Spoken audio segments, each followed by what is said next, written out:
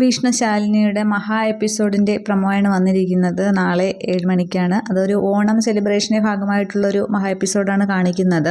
അവിടെ രാഗം arts and sports club എന്ന് പറയുന്നൊരു ക്ലബിൻ്റെ ആ ഒരു പിന്നെ ഓണാഘോഷ പരിപാടിയിലേക്ക് മുഖ്യാതിഥിയായിട്ട് കളക്ടർ എത്തുന്നതാണ്. അന്നേരം ശാലിനി എത്തുന്നുണ്ട്.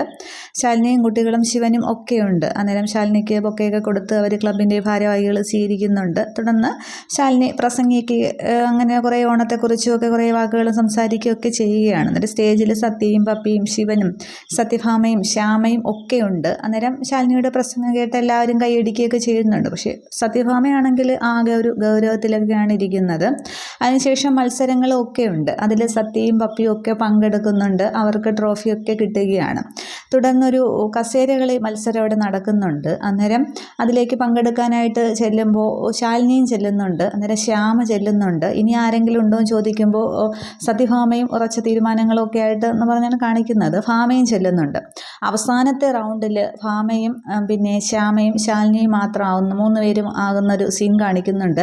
പിന്നീട് അതിൽ നിന്ന് ആരും ഔട്ടാവും എന്നുള്ളത് മിക്കവാറും ശ്യാമ ഔട്ടാവും. പിന്നീട് ഭാമയും ശാലിനിയും തമ്മിലുള്ള ആ ഒരു മത്സരമായിരിക്കും.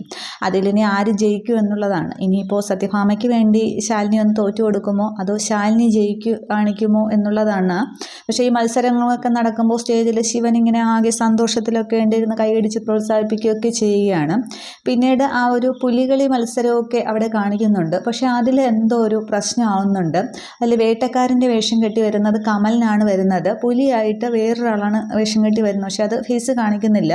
പക്ഷേ അതിലെന്തോ ഒരു പാളിച്ച അവിടെ സംഭവിക്കുന്നുണ്ട്. പുലികളിയുടെ വേഷപ്രച്ഛന്നവുമായി ശാലിനിക്കെതിരെ എന്നിങ്ങനെ കാണിക്കുന്നുണ്ട്. അപ്പോൾ ഇനി ആരെങ്കിലും എന്തെങ്കിലും പ്രശ്നം വന്നിനി ശാലിനിക്ക് നേരെ ആക്രമണത്തിനോ ശാലിനിയുടെ ശത്രുക്കൾ ആരെങ്കിലും ആണോ എന്നുള്ളത് കാണിക്കുന്നില്ല. ആ ഒരു പ്രശ്നത്തിൻ്റെ ഒരു ഭീകരാന്തരീക്ഷം എന്ന പോലെ എല്ലാവരും ഇങ്ങനെ അന്തമിട്ട് നോക്കി നിൽക്കുന്ന ആ ഒരു സീനെ കാണിക്കുന്നുണ്ട് ശിവനും ശാലിനിയും ഒക്കെ. പക്ഷേ സത്യഭാമയാണെങ്കിൽ എന്തൊക്കെയോ കരുതി കൂട്ടി വന്ന് എന്നുള്ള രീതിക്ക് നിൽക്കുകയാണ്. രാഘവൻ നായർ കാണിക്കുന്നില്ല. പിള്ളയും പൊന്നിയും അവരൊന്നുമില്ല. ഇവരിത്രയും പേരേ കാണിക്കുന്നുള്ളൂ. അപ്പോൾ അത് മഹാ എപ്പിസോഡ് പ്രൊമോ നാളെയാണ്. ഒരു ഓണാഘോഷത്തിൻ്റെ ഭാഗം ഓണം സെലിബ്രേഷനും എല്ലാം കൂടിയിട്ടുള്ളൊരു പ്രൊമോ അങ്ങനെയാണ് കാണിച്ചിരിക്കുന്നത്. ഇനി ബാക്കി എന്താകും എന്നുള്ളത് നമുക്ക് കാണാം. Okay, thank you.